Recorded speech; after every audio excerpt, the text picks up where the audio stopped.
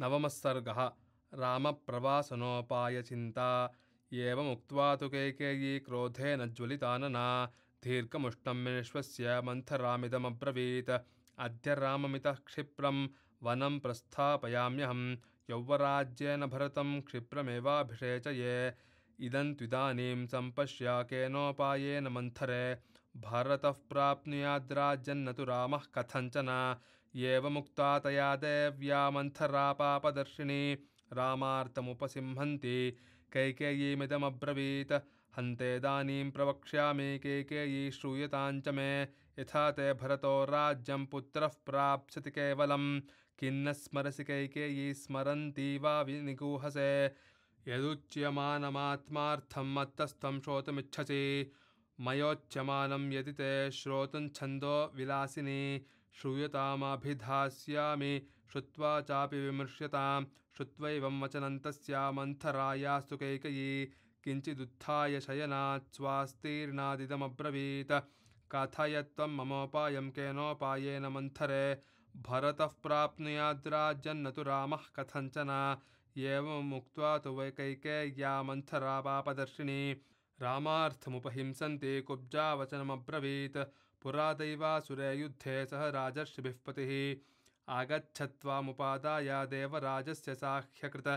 दिशमास्थाय वैदेवी दक्षिणान् दण्डकान् प्रति वैजयन्त्यमिति ख्यातं पुरं यत्र तिमिध्वजः सशम्बर इति ख्यातः शतमायो महासुरः ददौ शक्रस्य सङ्ग्रामं देवसङ्घैरनिर्जितः तस्मिन् महति सङ्ग्रामे पुरुषान् क्षतविक्षतान् रात्रौ प्रसुप्तान् घ्नन्ति स्म तरसा साद्य राक्षसाः तत्राकरोन्महद्युद्धं राजा दशरथस्तदा असुरैश्च महाबाहुश्शस्त्रैश्च शकलीकृतः अपवाह्य त्वया देवी सङ्ग्रामान्नष्टचेतनः तत्रापि विक्षतशस्त्रैः पतिस्ते रक्षितस्त्वया तुष्टेन तेन दत्तौ ते द्वौ वरौ शुभदर्शने सत्त्वयोक्तः पतिर्देवी यदिच्छेयं तदा वरौ गृह्णीयामिति तत्तेन तथेत्युक्तं महात्मना अनभिज्ञाह्यहं देवि त्वयैव कथिता पुरा कथैषा तव तु स्नेहान्मनसा धार्यते मया रामाभिषेकसम्भारान् निगृह्य विनिवर्तय तौ च याचस्व भर्तारं भरतस्याभिषेचनं प्रव्राजनं च रामस्य त्वं वर्षाणि चतुर्दश हि वर्षाणि रामे प्रव्राजिते वनं प्रजाभावगतस्नेहस्थिरं पुत्रो भविष्यति क्रोधागारं प्रविश्याद्या क्रुद्धे वाश्वपतेः सुते शेष्वानन्तर्हितायां त्वं भूमौ मलिनवासिनी मास्मैनं प्रत्युदीक्ष्येथा मा चैनमभिभाषथाः रुदन्ती पार्थिवं दृष्ट्वा जगत्यां शोकलालसा दयिता त्वं सदा भर्तुरात्र मे नास्ति संशयः त्वत्कृते स महाराजो विषेदपि हुताशनं न त्वां क्रोधयितुं शक्तो न क्रुद्धां प्रत्युदीक्षितुं तव प्रियार्थं राजा हि प्राणानपि परित्यजेत् न ह्यतिक्रमितुं शक्तस्तव वाक्यं महीपतिः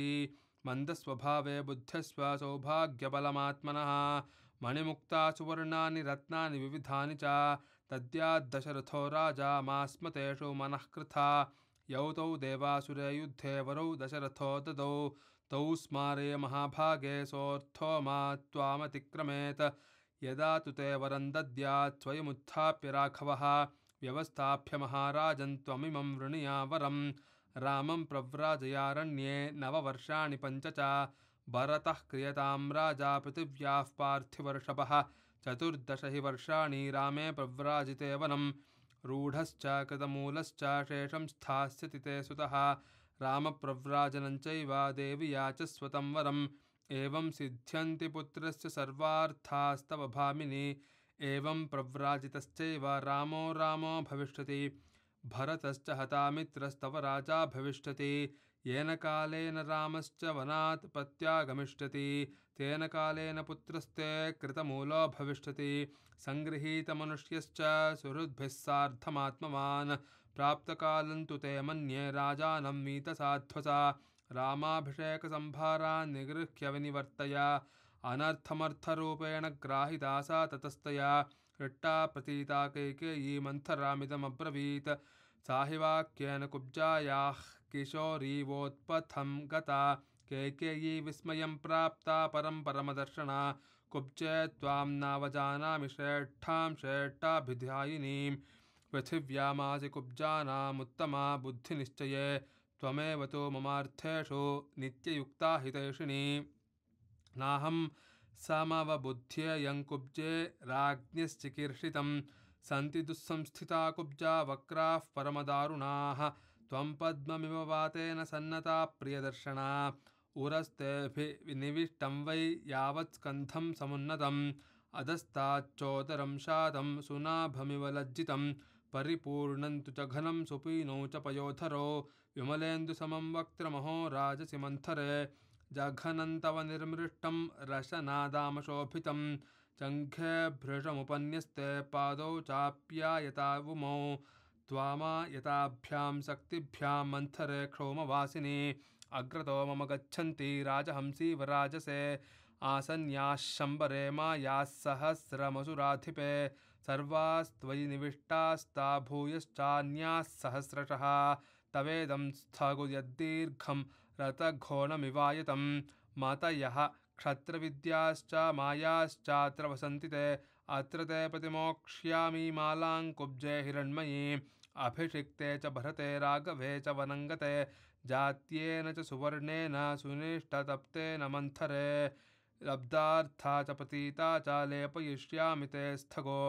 मुखे च तिलकञ्चित्रं जातरूपमयं शुभं कारयिष्यामि ते कुब्जे शुभान्याभरणानि च परिधाय शुभे वस्त्रे देवतेव चरिष्यसि चन्द्रमाह्वायमानेन मुखेनाप्रतिमानना गमिष्यसि गतिं मुख्यां गर्हयन्ति द्विषज्जनं तवापि कुब्जायाः सर्वाभरणभूषिताः पादौ परिचरिष्यन्ति यथैव त्वं सदा मम इति प्रशस्यमाना सा कैकेयीमिदमब्रवीत् शयानां शयने शुभ्रे वेद्यामग्निशिखामिव गतोदके सेतुबन्धो न कल्याणि विधीयते उत्तिष्ठ कुरु कल्याणी राजानमनुदर्शय तथा प्रोत्साहिता देवी गत्वा मन्थरया सह क्रोधाकारं शालाक्षी सौभाग्यमदगर्विता अनेकशतसाहस्रं मुक्ताहारं वराङ्गना अवमुच्य वरार्हाणि शुभान्याभरणानि च ततो हेमोपमा तत्र कुब्जा वाक्यवशङ्गता संविश्य भूमौ कैकेयी मन्थरामिदमब्रवीत् इह वामामृतां कुब्जे नृपया वेदयिष्यसि वनं तु राघवे प्राप्ते भरतः प्राप्स्यति क्षितिं न सुवर्णेन मे क्यर्थो न रत्नैर्न च भोजनैः एष मे जीवितस्यान्तो रामो यद्यभिषिच्यते अथो पुनस्तां महिषीं महिक्षितो वचोभिरत्यर्थमहापराक्रमैः उवाच कुब्जा भरतस्य मातरं हितं वचो राममुपेत्य चाहितं प्रपत्सते राज्यमिदं हि राघवो यदि ध्रुवं त्वं संसुता च तप्यसे अतो हि कल्याणि यतस्व तत्तथा यथा सुतस्ते भरतोऽभिषेक्षते तथा तिविद्धा महिषी तु कुब्जया समाहता वागिषुभिर्मुहुर्मुहुः निधाय हस्तौ हृदयेति विस्मिता शशंस कुब्जां कुपिता पुनः पुनः यमस्य वामां विषयं गतामितो निशाम्य कुब्जे प्रतिवेदयिष्यसि वनं गते वा सुचिराय राघवे समृद्धकामो भरतो भविष्यति अहं हि नैवास्तरणानि न स्रजो न चन्दनन्नाञ्जनपानभोजनं न किञ्चिदिच्छामि न चेह जीवितं न चेदितो गच्छति राघवो वनम् अथैव दुक्त्वा वचनं सुदारुणं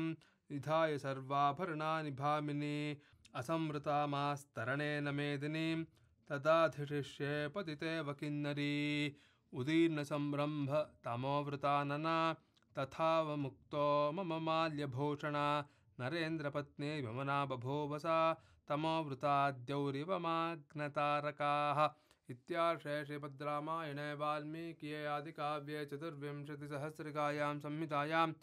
अयोध्याकाण्डे रामप्रवासन उपयाचिन्ता नाम नवमः सर्गः।